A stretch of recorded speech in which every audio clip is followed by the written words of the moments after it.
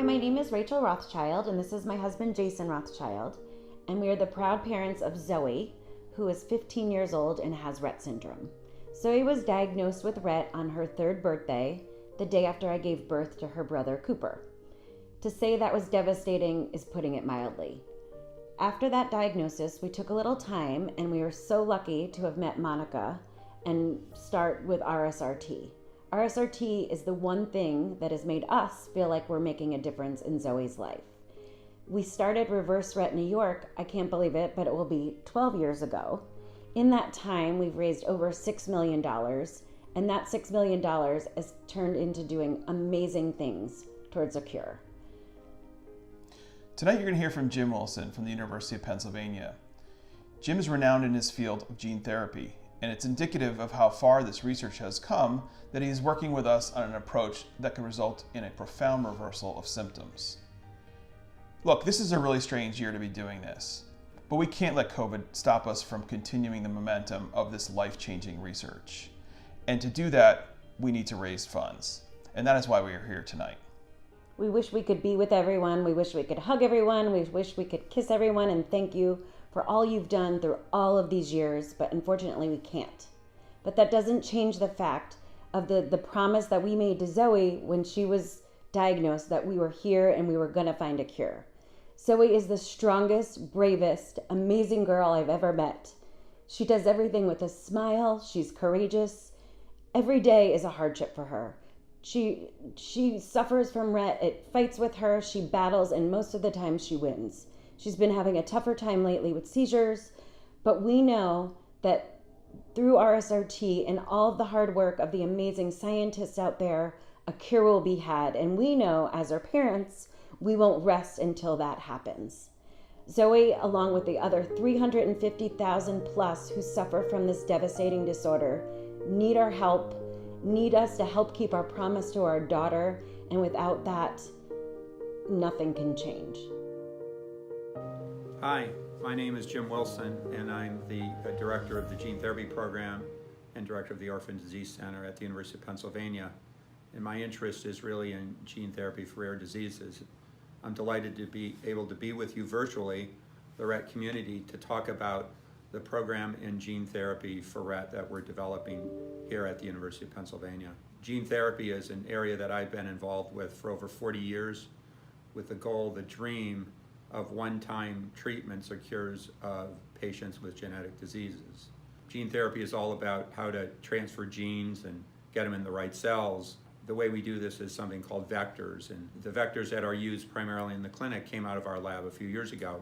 We're trying to leverage that experience in other diseases, some of which are really remarkable successes, towards Rett, where the goal is to deliver the normal version of the gene into various cells of the brain to correct the defect right at its root. We have successfully demonstrated gene therapy.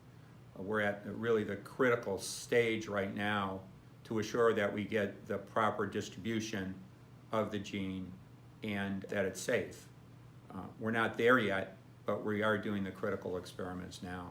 Again, I want to thank RSRT for their generous support and leadership and encouragement in us moving this forward. We're working as hard as we can. I know how important this is for you and your families and your children and your loved ones. Look forward to giving you another update next year. Thank you. Hi, I'm Lindsay Reardon and this is Scott Reardon, and our daughter is Quinn. She's almost 2 years old and we live in Darien, Connecticut.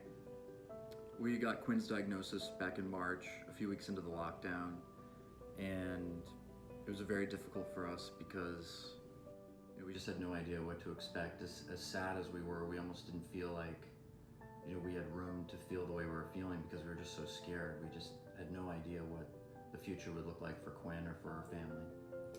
We'd never heard of Rett syndrome, and it was definitely more severe than we expected, and that was a lot to process and deal with. Began to get through it and, continued to get to know our little girl, and she really is incredibly special. She just has the sweetness about her, and she just lights up when we talk with her and engage with her. As we sort of began to process her diagnosis and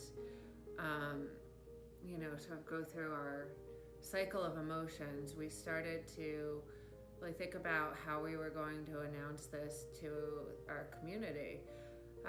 And at first we were a little bit hesitant to do a fundraiser because of COVID, and it's been a really difficult year for everyone.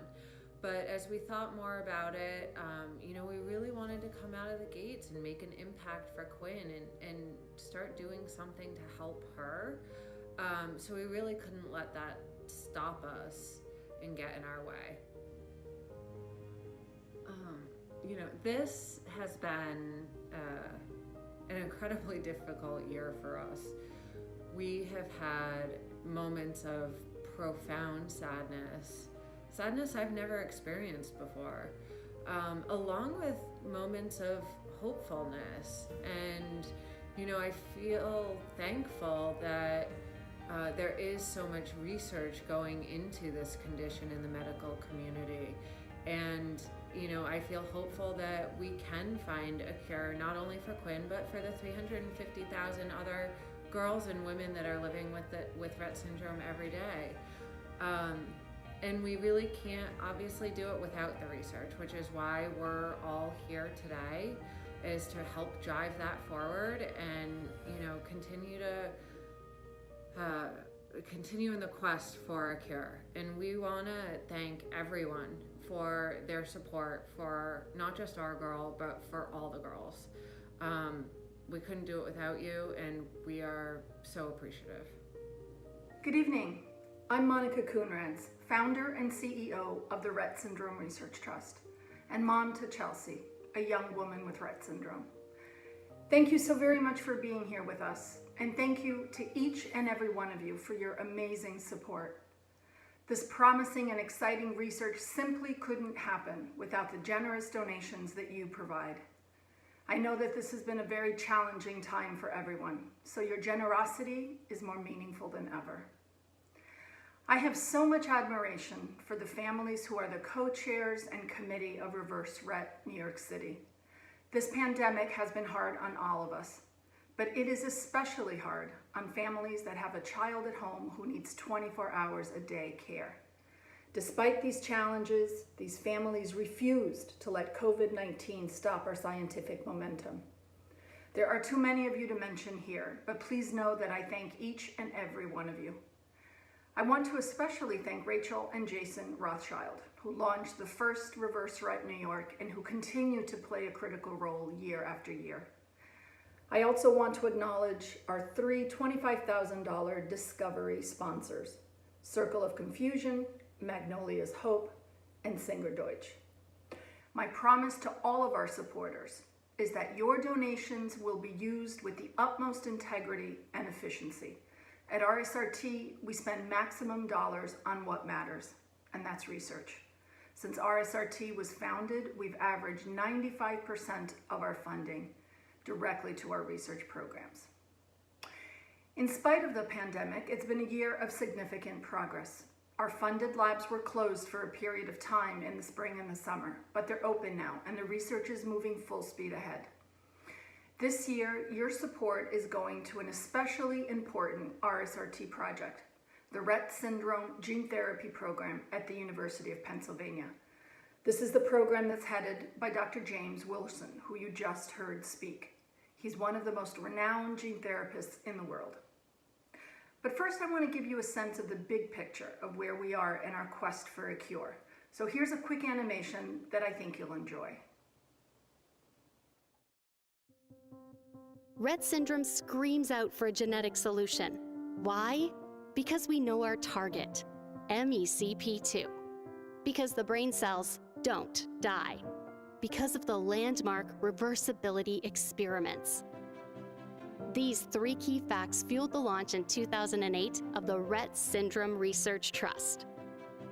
The research projects, tools, and resources RSRT has incubated have resulted in an extensive pipeline of MECP2 therapeutic programs. In 2017, RSRT launched a 3-year research plan, Roadmap to a Cure. At the start of Roadmap, there were 0 companies with MECP2 therapeutic programs. Today, there are 6, with more to come. Cure 360 builds on the accomplishments of Roadmap to a Cure for a full-on attack on Rett. Rett is surrounded, and we're closing in. You've helped us get this far. Thank you. Together, we won't stop until we have a cure. Our Cure 360 strategic approaches are not meant to be palliative. They're bold and they're targeted, and they're intended to result in a profound reversal of symptoms. Of these approaches, gene therapy is the closest to the clinic.